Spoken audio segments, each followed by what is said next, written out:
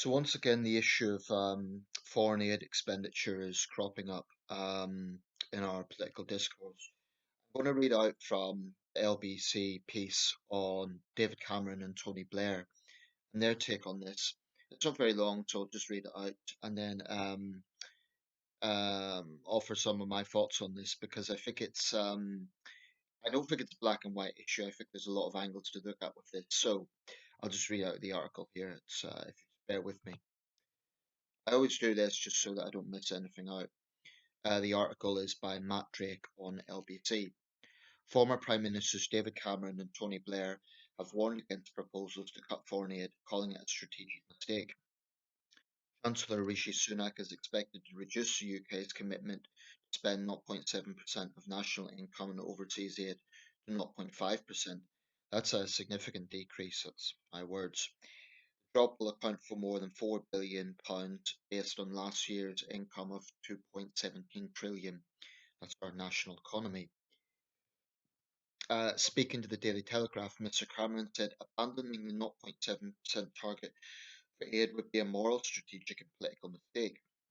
Moral because we should be keeping our promises to the world's poorest, a strategic error because we would be signalling retreat from one of the UK's vital acts of global leadership. Political mistake because the UK is about to chair the G7 and important climate change negotiations. I hope the PM will stick to his clear manifesto promise, maintain UK leadership and save lives. The proposals came as coronavirus lockdown has put a strain on public finances, with the government spending billions in an attempt to keep the economy running and racking up record amounts of debt. Mr. Blair said foreign aid was a British achievement that saved millions of lives in Africa by reducing HIV and malaria. He told the paper this has been a great British soft power achievement. It isn't about charity, it's enlightened self interest. Neither the challenge of climate or coronavirus can be met without Africa, nor can those of extremism and uncontrolled immigration. To change it is a profound strategic mistake. Both of the former prime ministers warned the cut in funding risks alienating the US President-elect Joe Biden ahead of the G7 summit, which is due to be held in the UK in 2021. Mr. Sunak will set out the nation's finances at the Comprehensive Spending Review (CSR) on Wednesday and is expected to publish a bleak outlook for the economy, which is the largest downgrade in economic performance and public finances since the Second World War. The World Bank forecasts that 100 million more people will be pushed into poverty as a result of the pandemic. Former International Development Secretary Andrew Mitchell said, any minister will tell you that no budget can withstand a 30% cut without major impacts. I was responsible for this budget in Whitehall, and there is no doubt that this decision will lead to tens of thousands of otherwise preventable deaths, perhaps as many as 100,000, mainly children whose lives would have been saved by UK aid. Right, so that's their take. And Andrew Mitchell obviously is a minister who has had experience with the department, so I think his words matter as well. Um, I have to say I've got very mixed views on this. I do understand where Cameron and Blair are coming from, um, and I think this could be an example of sort of populist move that would appeal to particularly the conservative base. It would be a popular move, but is it a long-term practical one? Now, ever since Live Aid in 1984, when that was met with allegations that instead of going to starving Ethiopians, the money actually went to, at that time, the military junta. I believe it was the Mengistu regime. And I'll need to double check that. But I should, by the way, add that the Live Aid organisers strenuously denied that and have continued to do so. Bob Geldof has been very defensive on that point. But ever since that allegation that it just went to the wrong people, there's been other examples in the terrible famine in 2011 in Somalia, when up to a quarter of a million people died. Again, a lot of the aid went straight into the hands of Al Shabaab. Now, I wouldn't attack aid workers. I wouldn't attack those people on the ground who dedicate their lives to helping the world's most vulnerable people.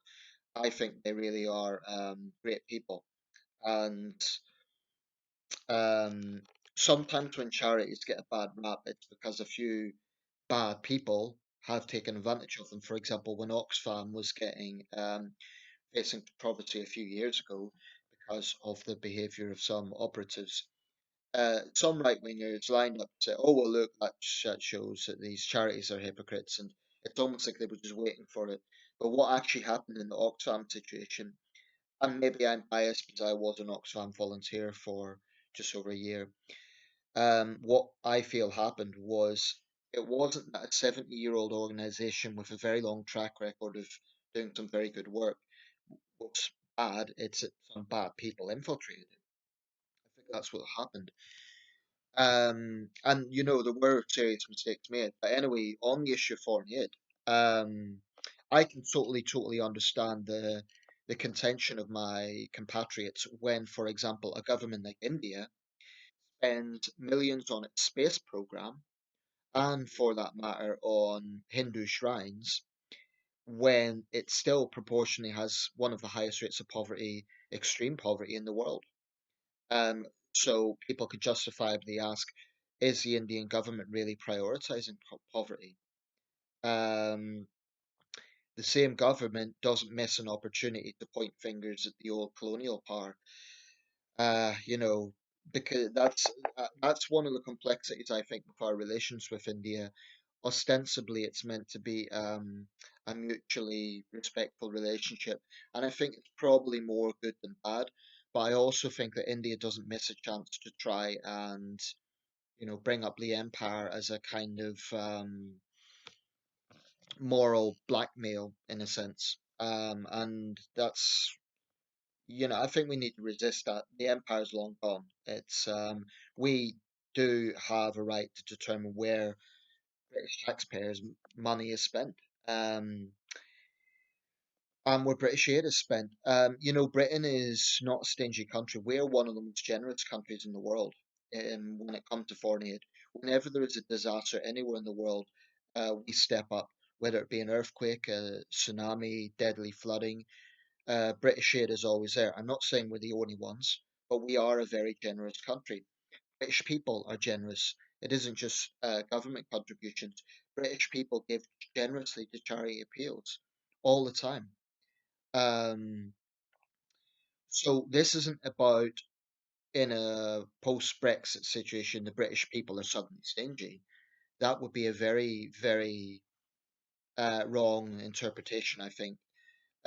However, one thing about Brexit was about taking back control, and I do think people want to have a little bit more of a sense that this money is really, really helping people who need it.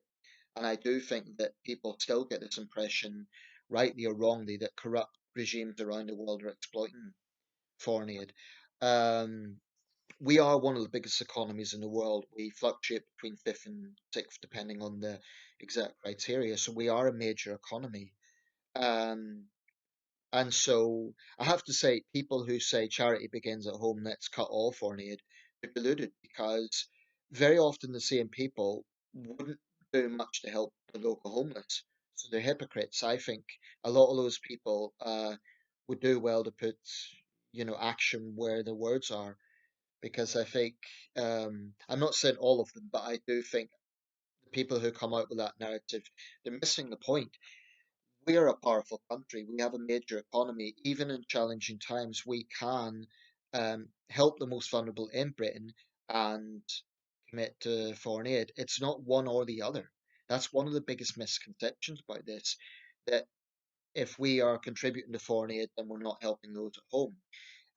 One could argue a lot more should be done to help Britain's homeless and elderly people, vulnerable people, carers, and so on. But that's a lot of that comes down to domestic policies and where the Tories are putting their priorities. It's not because we can't do it. Um, so that is something that people need to understand. It's not one or the other. Now, in on the issue of foreign aid, I recognise what Cameron and Blair are saying, but I also think they need to understand the optics of this. And I'm sure they do, they're smart men, but there is a problem with this in terms of where this money is going. I mean, India is one example, but India is a government that we get on relatively okay with. I would describe India as a partner, not necessarily an ally, certainly not an opponent, a partner. We have a complex relationship with India, but I would say we do have some strategic mutual interests. But I do personally resent the fact that India has its own space program, and Indian nationals say, "Oh, you British are jealous." It's the old colonial power, colonial mindset. You don't like India doing something. No, it's the fact that India still has millions of children living in chronic poverty, yet you seem to think that the priority is a space program. India is a country of many contradictions, and that's one of them. But anyway, and I would say I've no problem saying this. I find a lot of Indian nationals to be very arrogant and pompous and jingoistic themselves. So, they need to frankly look in the mirror before pointing fingers. But there's other countries that we really do have some serious value contentions with. China. We still give millions to China. This is a government that routinely insults us, insults our allies, is not transparent, and engages in aggressive wolf warrior diplomacy. Um, Recently, the Chinese regime was barking about tearing the eyes out of the Five Eyes. So I do think we need to take a harder line with regimes that are not friendly to us. Pakistan, Imran Khan has the arrogance and audacity to point fingers at so-called Western Islamophobia when he is presiding over a country where Christians, atheists, and Muslim minorities are routinely persecuted, and blasphemy laws are used to persecute people. No Pakistani politician has any right to point at Western countries until they sort out this problem. Um, so I do think we should take a harder line with that, and I think Blair and Cameron are underplaying that fact. Um, so do I support the cut? I'm not sure if the issue should be about cutting it. I think the issue should be about taking a harder line with countries where this is going to and saying, this is British money. We demand to know where this is going. We want to see evidence of this work in progress. And, if they retort by insulting us, then we can withdraw aid. I mean, why not? Um, those who always like to bring up the evil of the British Empire, they do ignore the fact that ever since the days of empire, we have already been giving back millions and millions and millions in the aid. Now, I'm not saying we shouldn't. I personally think that we do have a moral responsibility to help the world's poorest people. And I don't think it shows strength to deprive Filipino street children of necessary aid or, flooding victims in Bangladesh. I don't think that's a matter of national pride to say, oh, we'll be tough and prevent aid getting to them. Rather, the focus should be on being tough with those governments. That should be the focus. So I do think there's something in that, but whether it involves actually reducing it, I'm not so sure that that is the best approach. Let me know your thoughts. So basically, I've kind of mixed feelings on this. I don't agree with those who say we should totally cut aid. At the same time, I do think we should take a harder line with governments that are hostile to us or hostile to our values. I mean, they may pay lip service, they may sort of talk in glowing terms about strong relations, but if they are then promoting values that counter our values, particularly regimes that preside over terrible human rights records, I do think we should take a harder line with that. In the end of the day, the point of foreign aid is meant to help the world's most vulnerable people, not to enable totalitarian regimes. So let me know your thoughts. It's a complex subject. I don't think there's any simple answer to this. I do think that we have some commitments, but we also have a right to say, well, ultimately, this money is, something that we are allocating. We need to know where it's going. Let me know your thoughts.